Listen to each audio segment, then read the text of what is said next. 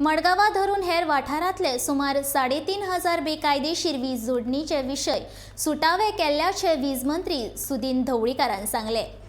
3 phase मिटरांचो प्रश्न मातसो अडकून पडिल्लो हो विशय आपणे सुटावो केला तशेंच फायल वित्त खात्याक धाडून दिल्ल्याचे सुदीनांचे म्हणणे।